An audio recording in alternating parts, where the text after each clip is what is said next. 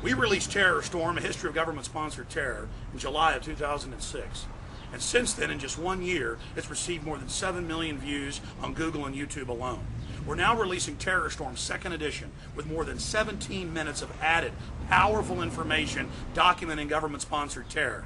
My friends, if you'd like to get a DVD of Terror Storm and support the filmmakers, visit Infowars.com or PrisonPlanet.com, or you can also go to PrisonPlanet.tv and download a higher quality version.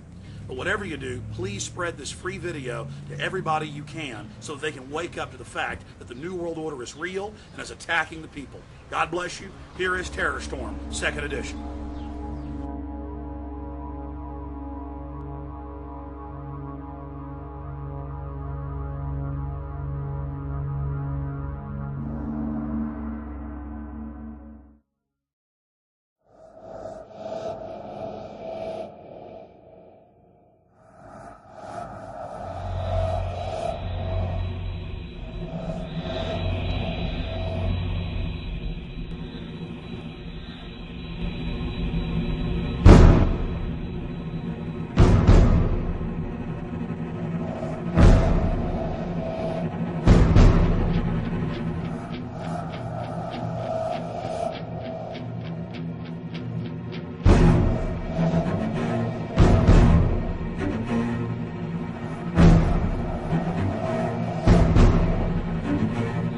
Our leaders have told us that the war on terror may last 100 years. The new kind of war against a shadowy enemy that can never be defeated. Either you are with us, or you are with the terrorists. Generation after generation will have to lay down its liberty in an endless war for global empire. It was a breathtaking display of firepower. And the Pentagon says, we listen up yet. The perfect specter to convince populations to relinquish their liberty in the name of security. There is no doubt that Saddam Hussein now has weapons of mass destruction. There is no doubt that he is amassing them to use against our friends, against our allies, and against us. And if he does not disarm, the United States of America will lead a coalition and disarm him in the name of peace. We've been told that we're facing a 100-year war that will last generation after generation. In this film, we will explore who pulls the strings and who benefits from the dark spectacle of modern warfare. We will answer the question, do the people know how they are controlled? Do they understand the systems of power that surround them? The modern propaganda machines of public relations that wash their brains and fill their minds full of ball games and mindless fluff? Is the population beginning to realize that governments throughout history have used the specter of fear to drive their populations into acquiescing to total tyranny? September 11th, national ID cards, Big Brother, the Iraq War, the 7/7 bombings in London, the invasion of Iran. How are they all interconnected? In previous films, we have focused predominantly on September 11th as the foundational event, the pretext for the current geopolitical structure. The smartest thing to do is pull it. And they made that decision to pull. And then we watched the building collapse. National polls show that most Americans and Westerners believe the official story of 9/11 to be a fraud. And a large part of that majority believes that 9/11 was an inside job. But the establishment press continues to contest any alternative view concerning 9/11. In this documentary, we will first look at historical events that are not contested. Events where the fact of government-sponsored terror is not debated, but in fact openly admitted to by Western governments. There are literally hundreds of examples of government-sponsored terrorism in modern history, or what are known as false flag operations. We're going to start by looking at just 5 past examples, then we'll look at several modern cases. What is a false flag? The encyclopedia definition reads, false flag operations are covert operations conducted by governments, corporations, or by other organizations which are designed to appear as if they were carried out by other entities. The name is derived from the military concept of flying false colors, that is, flying the flag of a country other than your own. There are many variants of false flag operations, but one of the most popular carried out by governments is to stage a terror attack or horrible criminal incident and then blame it on your political enemies. One of the best-known cases of a false flag op was carried out by the newly elected Adolf Hitler on February 27, 1933. Nazi documents uncovered at the end of World War II, as well as testimony during the Nuremberg trials, revealed what many historians already suspected, that Hermann Göring had set fire to the Reichstag, the German parliament building. The Nazis then produced their patsy, Marinus van der Lubbe, an extremely mentally handicapped young man who was found rolling around in an alley behind the Reichstag naked. Van der Lubbe was then taken before a Nazi show trial, found guilty, and sentenced to death. He was beheaded on January 10, 1934. Using the crisis he had created to pass laws similar to the USA Patriot Act, Hitler became dictator and set his sights on the world. By March of 1939, Hitler had already seized Czechoslovakia. Having gained both Austria and Czechoslovakia, Hitler desired to move east against Poland. But he did not want to look like the aggressor. Hitler needed an excuse for attacking Poland. It was Heinrich Himmler who came up with a plan. Thus, the operation was codenamed Operation Himmler.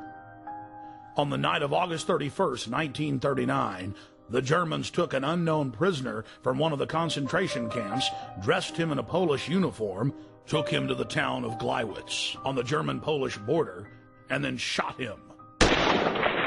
The staged scene with the dead prisoner dressed in a Polish uniform was supposed to appear as a Polish attack against the German radio station.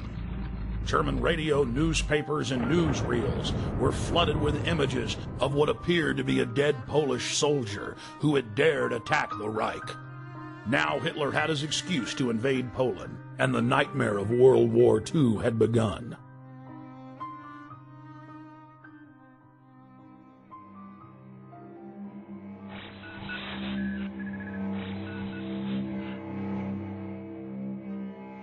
In 1953, the Central Intelligence Agency, working in tandem with MI6, overthrew the democratically elected leader of Iran, Dr. Mohammad Mossadegh.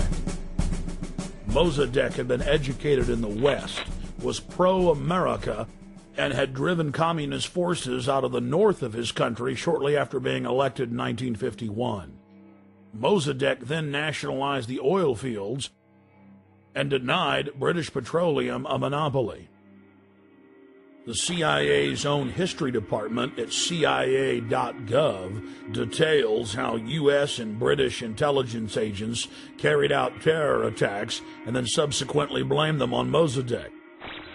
In the late 1990s, large sections of Operation Ajax were declassified.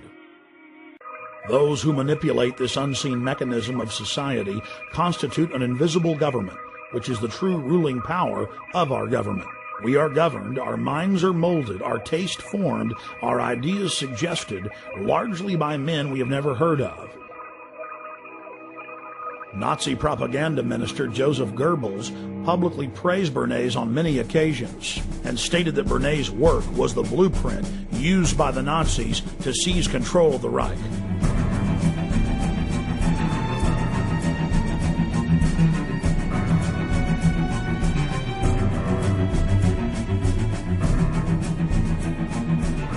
Edward Bernays advanced the science of propaganda light years. But more than 60 years after his heyday, the science of mind control is thousands of times more sophisticated than even Bernays had envisioned. Since the dawn of man, bullies have attempted to dominate and control the tribe. Human history has been one long struggle of the independent free human against organized crime syndicates attempting to enslave him. Brute force has been replaced with intimidation and propaganda. We are manipulated into enslaving ourselves.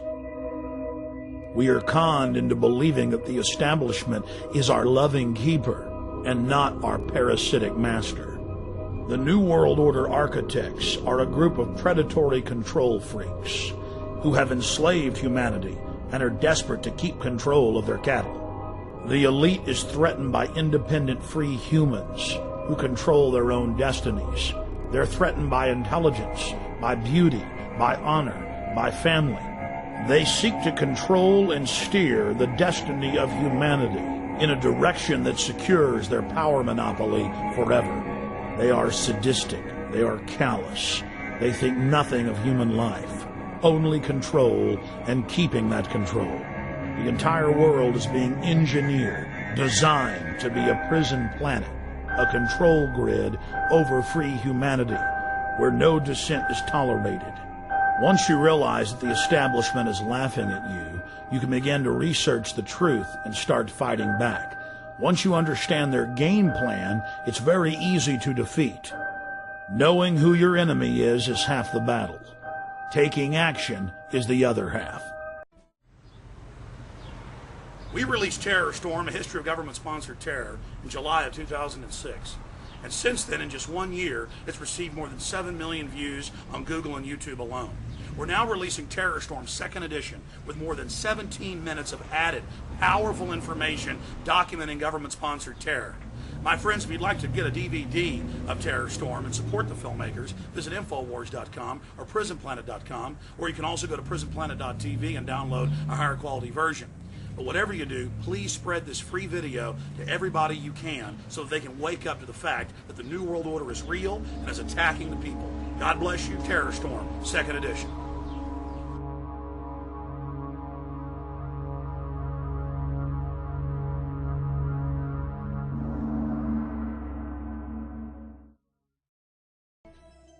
Hey guys, get your cameras on. Yeah, what's going on? I've almost been arrested 3 times every day, anywhere in the city, videotaping anything. It is an absolute nightmare. We're looking for patriots that know what the Bill of Rights and Constitution says, and that can see all of this and know that it's a fraud. 4 planes in 2 hours! How can that be? A cop on 9/11 said that it was going to come down. I don't know how he knew that. On the morning of 9/11, the CIA was running a drill of flying hijacked jets into the World Trade Center and Pentagon. Building 7 is further away from the towers and was not hit by planes. So if your building's owned by Larry Silverstein, it collapses because he's got a big fat insurance policy. And the Project for New American Century said that we need a terrorist attack on the Order of Pearl Harbor to get the American people behind a war. Prescott Bush, he did a number of things that were not only anti-American, but were pro-Hitler. A lot of people aren't going to know what Skull. I don't really know what it is. Why don't you talk about NORAD standing down, Michael?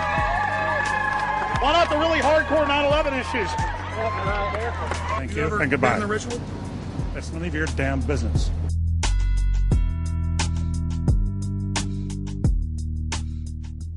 We're talking about the Bohemian Grove and trying to see what locals think about it. You're talking about the Bohemian Grove, quote-unquote elite and presidential retreat. I can't even begin to imagine what we're going to discover when I infiltrate tomorrow. What about the rituals? Have you heard anything about the rituals that go on? Oh, there's all kinds of rumors about rituals. Oh, no. It's politicians. And now we're going to infiltrate. I think we should go and see what we can see. Do you worry for Alex, Violet? I do. Alex gets so impassioned by what he's doing that sometimes I'm afraid that he might be a little too fearless. While we're inside the Bohemian Grove. Citizens on Earth sets us free.